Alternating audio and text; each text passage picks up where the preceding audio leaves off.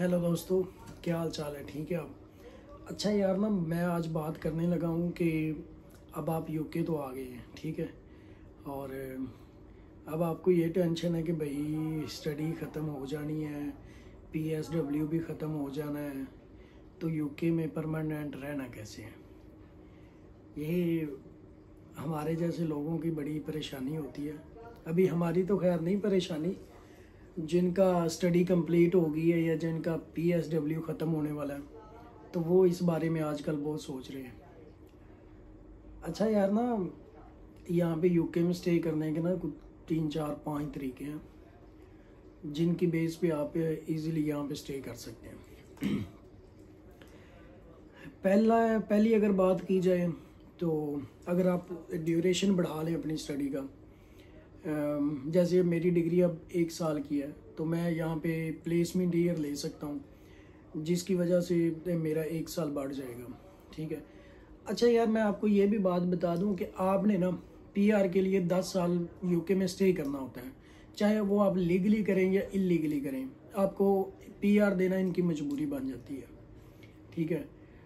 तो सबसे पहली बात तो ये है कि प्लेसमेंट ईयर या स्टडी एक्सटेंशन ईयर, इसको ये भी कहते हैं, तो ये अप्लाई करें, ठीक है। 1 साल की आपकी स्टडी है, 1 साल प्लेसमेंट ईयर। इसके 2 फ़ायदे होते हैं, या एक तो आपकी फ़ी जो है ना वो 1 साल में जो आपने देनी है वो 2 सालों में हो जाती है, और आपका जो पीएसडब्ल्यू है वो वैसे ही रिमेन रहता है। अब आपने फॉर एग्जांपल स्टडी कंप्लीट कर ली है, पीएसडब्ल्यू आपके पास है, तो वो भी ख़त्म होने वाला है। तो अब नेक्स्ट क्या है?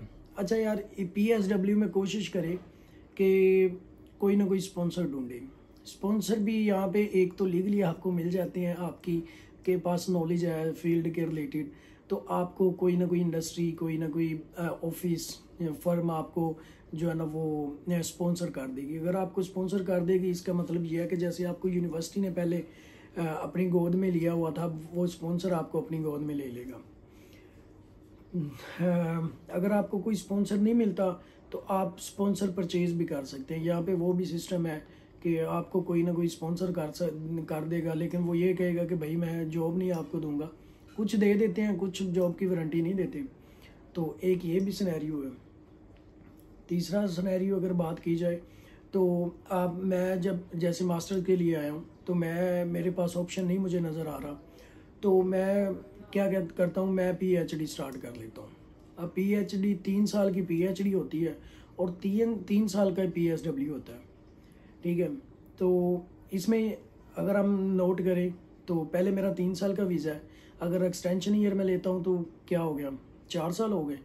3 साल की पीएचडी, 3 साल पीएसडब्ल्यू, अब टोटल कितने हो गए? 6 ये और 4 पहले, टोटल 10 साल हो गए, और मैं इजीली यहाँ पे पीआर अप्लाई करने के काबिल हो जाऊँगा। तो ये भी एक तरीका है, अगर कोई स्टूडेंट जिसने ज़ाहिर स्टडी करनी है और वो कर सकता है पीएचडी, तो वो उसके लिए ये बेटर ऑप्शन है। और इसके अलावा अगर बात की जाए यूके में स्टे करने की, तो वो एक ये भी है कि आप कोई गोरी ढूंढ लें, शादी कर लें, और वो आपको स्पॉन्सर कर देगी, आपको पीआर मिल जाएगी।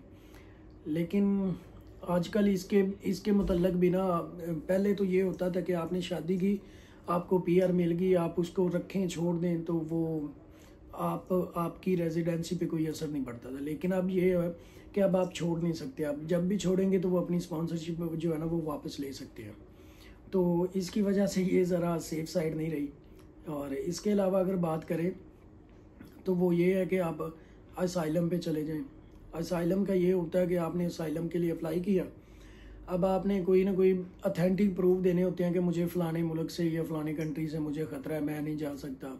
तो वो 10 साल की आपको असाइलम अगर अलॉट हो जाती है, तो आप इस वे में भी आप जो है ना वो रह सकते हैं। लेकिन उसमें मसला ये है कि अब किसी का भी दिल नहीं करता कि वो यार अपने मुल्क को, अपने जिससे प्यार करता है, जहाँ पे उसके प्यारे रहते हैं, तो उसे छोड़ें। लेकिन वो एक होता है कि ड्यूरेशन होता है 10 साल का या 15 साल का, जितना आप अप्लाई कर रहे हैं, तो उसके बाद आपको अलाउ हो जाता है, आपको क्योंकि आपको पीआर मिल जाती है, उसके बाद आपको अलाउ होता है कि आप जा सकते हैं जहाँ मर्जी। तो ये कुछ तरीके हैं जो मुझे आइडिया है इनका, जिनकी बेस पे आप यहाँ पे स्टे कर सकते हैं। अगर इसके अलावा भी मुझे कोई ना होती है तो मैं आपके साथ लाजमी शेयर करूँगा। बाकी यार बहुत से ऐसे टॉपिक हैं जिन पे मैं वीडियो बनाना चाह रहा हूँ, लेकिन टाइम की अवेलेबिलिटी की वजह से मुझे नहीं मौका मिला। लेकिन आहिस्ता आहिस्ता मैं आप लोगों के साथ लाजमी जो है ना जुड़ा रहूँगा। आप मुझे सपोर्ट करते रहें जैसे कर रहे हैं, और दुआ में याद रखें। अल्लाह हाफिज़।